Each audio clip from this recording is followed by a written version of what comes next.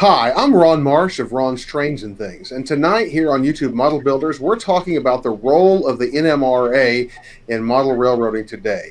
Tonight, I'm joined on the panel by Andy Crawford and Stephen Atwell of Midwest Model Railroad. So let's get to the discussion. Hi, I'm Steve from Midwest Model Railroad, and we're jumping back into a conversation about the NMRA in the current day. We're here with Ron of Ron's Trains and Things and Andy Crawford of YouTube Model Builders. We finished our last discussion talking about the standards, and we're going to jump right back into that with the upkeep of the standards. How do we feel that the NMRA is truly upkeeping the standards to keep up with current technology? Ron.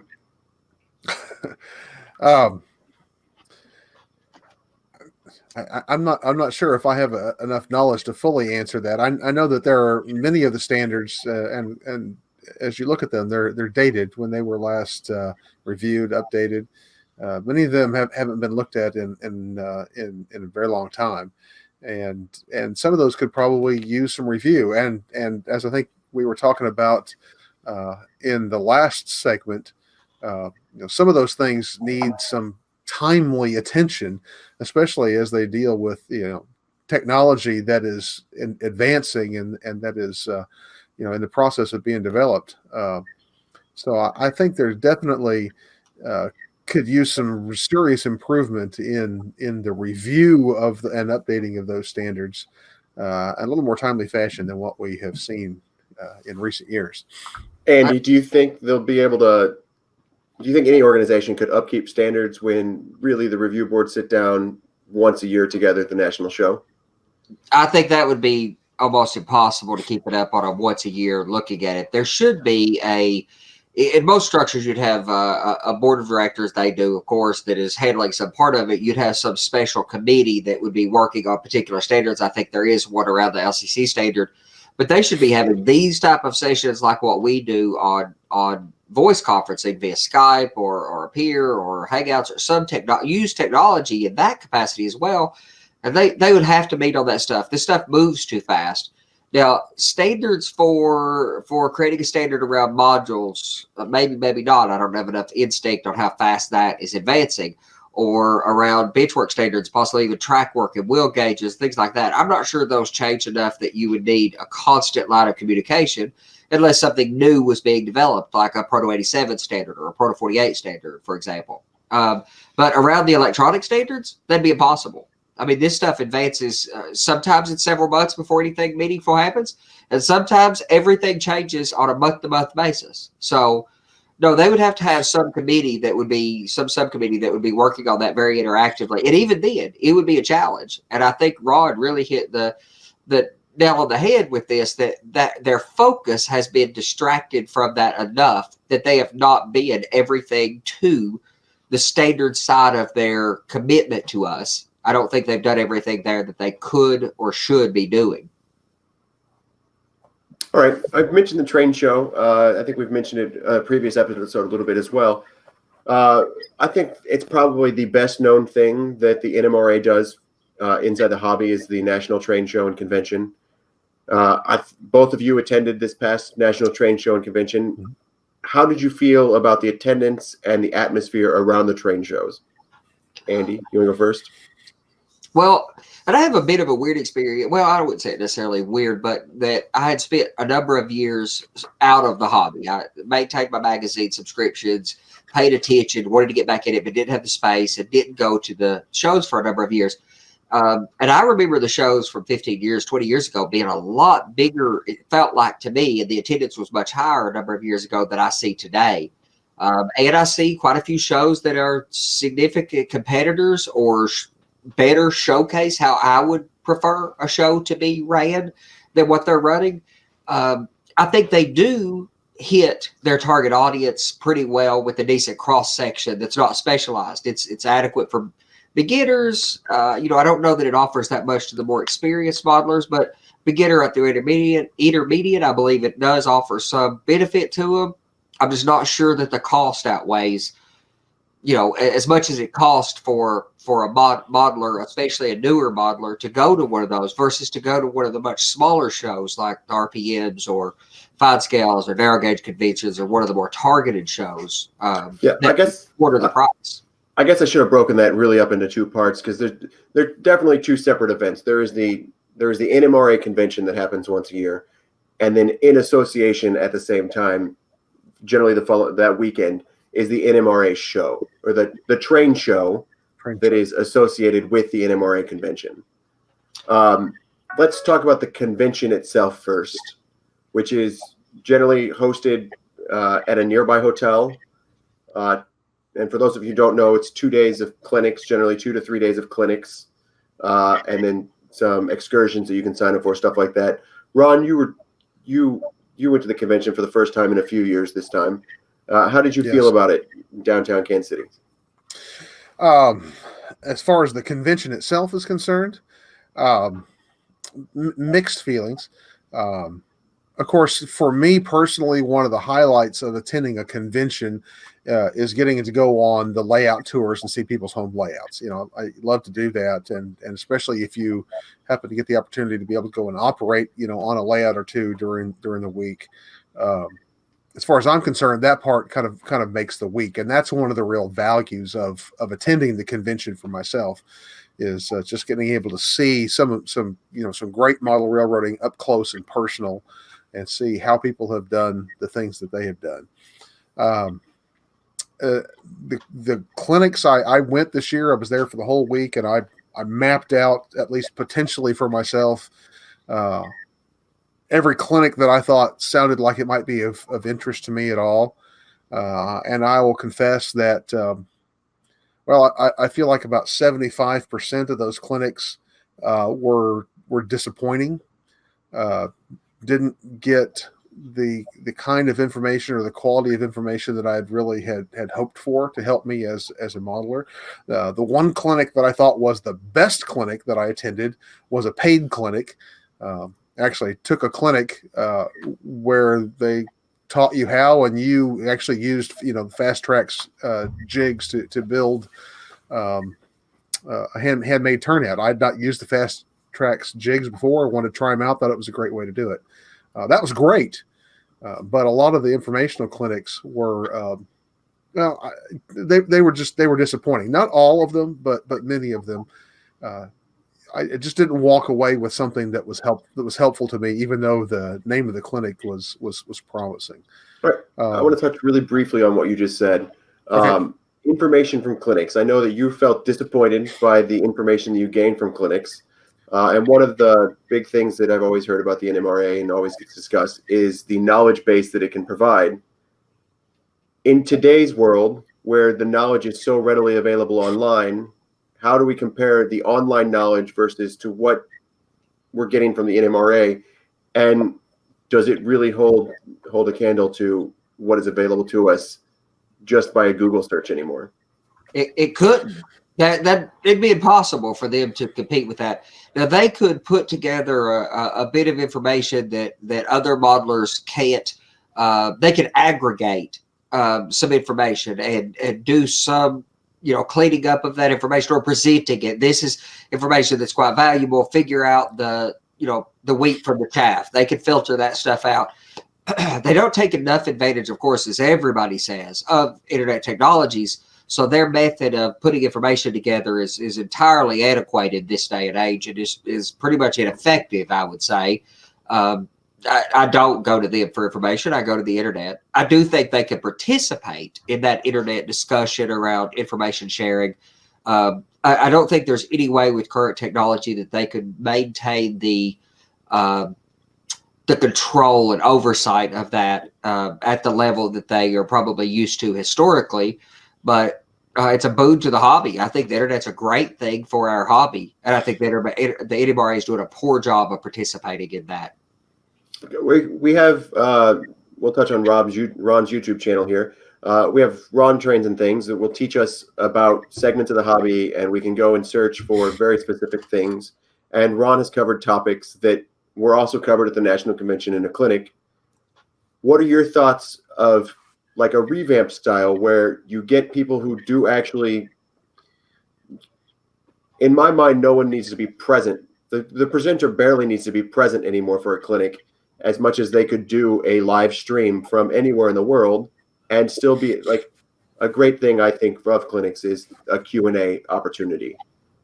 But what would your thoughts be on a potentially expert or someone who is proven themselves as a teacher of the subject coming in that way versus getting someone local or nearby that is mediocre at the subject? I think people that do some of those, and I'm not necessarily talking about the NMR, well, in part, I guess I am. Some of the people who do those clinics on a regular basis, I have heard say that exact same thing. I've heard Miles Hale say, we could do these clinics, and you could, simulcast this thing and, and do it, remotely. And since the NMRA, I know that Lionel Strang was the keynote speaker at a convention, at a train show in Australia that Marty was part of, and he did that by Skype or whatever electronic means they use, but did it over the internet. I think there's great potential there, and you could get the best of the best on a subject, and just an example of what I was talking about earlier. One of the clinics that I attended during the convention this year was on JMRI, and it was supposed to be, all of the nuts and bolts of JMRI. And I've used JMRI. I haven't used it to its full potential. So I thought, hey, this may be really valuable to me. Well, the presenter, and I know this man, so I don't want to disparage him, but he shared some of the very basic stuff about, as if somebody who had never used JMRI before, what it can do.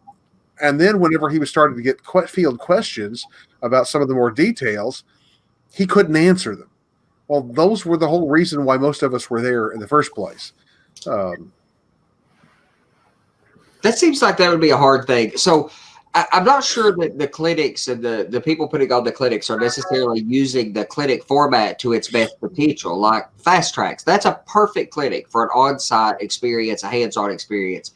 JMRI is there's too much meat there to try to do in any clinic. You can do one small specialty of it, but even a series of YouTube shows, it would take a tremendous amount and a wide range of participant hosts to put that on. So I don't think that they're always hitting their target with what they want with clinics, with their clinic choices. And the value is mixed. Like you say, you get some that are quite good and you get some that are much less so. Well, and my question, I guess, and I would address this the same thing whenever we come back and talk about the train show. My question is, who is their target? Is their target the people that seem to be, kind of the core of who make up the NMRA? Because for the most part, they would seem to indicate that would be kind of an intermediate to advanced modeler crowd, and the clinics that I attended anyway didn't hit that crowd at all. I wonder how they see that. Speaking of target, I happened to go down for the registration day and walk through the hotel this registration day in Kansas City. Who do we think the target market truly is of the NMRA convention? Because demographic age groups. Who do they want it to be, or who does it actually end up being? Let's touch on both. Well, I don't know who they want it to be, but the tendency is for it to be near retired or retired men. Sure. I think that is how it works out. I don't get the feeling that they have a good grasp of who their target is, that it doesn't feel well targeted to any specific target. And maybe that is their point, to be as wide reaching as possible. But I don't think they land that well. Yeah, it's really difficult to be wide reaching. And I think when you don't approach it well, a wide reaching thing lands with nobody instead. Right. It just doesn't land. It just doesn't just hit. That's why I get the feeling that The shows that I really enjoy. Now I go to the NMRA shows when they're anywhere this side of the country, but for the social aspect, for meeting up with Rod and you, Johnny, of course, that's the biggest reason I care about the shows is for just our little networking thing. And I could care very, very little about how well. I'd love the show to be better. Of course I would. But it's not that great. I go into it knowing that it won't be that great. I treat it as a social event. That's why I don't care about the clinics, etc. But the shows that I've really, really enjoyed that the NMRA should possibly be modeling off from in some way, or the ones that hit home for me and are successful, are targeted in some way. The RPM shows, the fine scale convention, maybe the narrow gauge conventions. I hear great things about all of those conventions, every one of them. Even Amherst is being wide reaching, but it understands its audience. It's a sales show. It is not trying to approach people or bring people into the hobby or grow their skill set. Each of those shows understands their audience. Where the NMRA feels like it falls down to me is that they don't understand their audience, unlike Trade Fest, Amherst, Fine Scale, Narrow Gauge. Any of those conventions have an understandable audience. Great. You mentioned train shows. Let's talk about the train show. This past year in 2018, it was at Bartle Hall in downtown Kansas City, which is a massive convention center. What was the feeling like walking through the train show floor? I know that I walked through the train show floor and have thoughts on it, and I'll actually express those a little bit as part of this. But how did you guys feel walking through the train show floor? Impressions?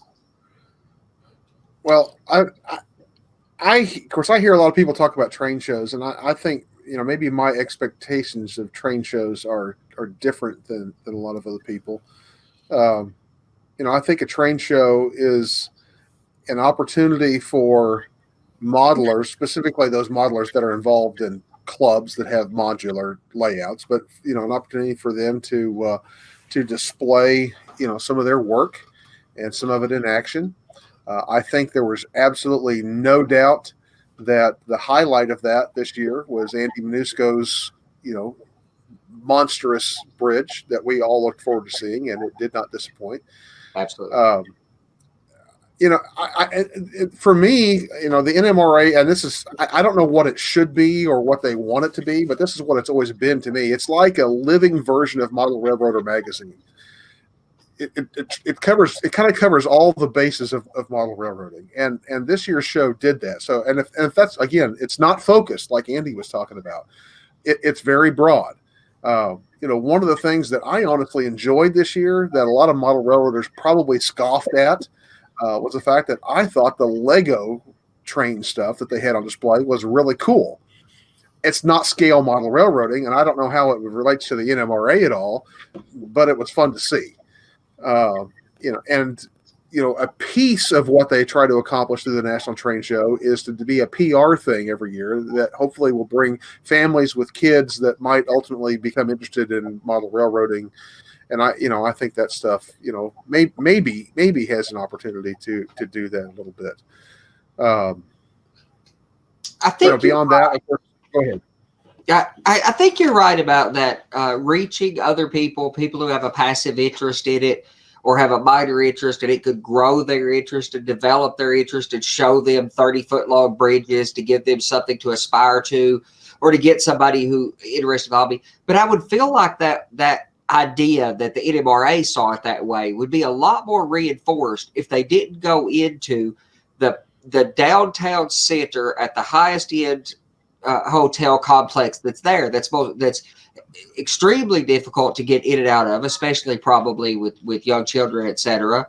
Versus something that was in the just outside of town in the suburbs of a large town. That would feel much more approachable for people who were not as committed to the hobby. So, and I think that's the perfect when I talk about them needing to have a focus like the other ones. I don't think their focus should all of a sudden become in 30 or something that like that.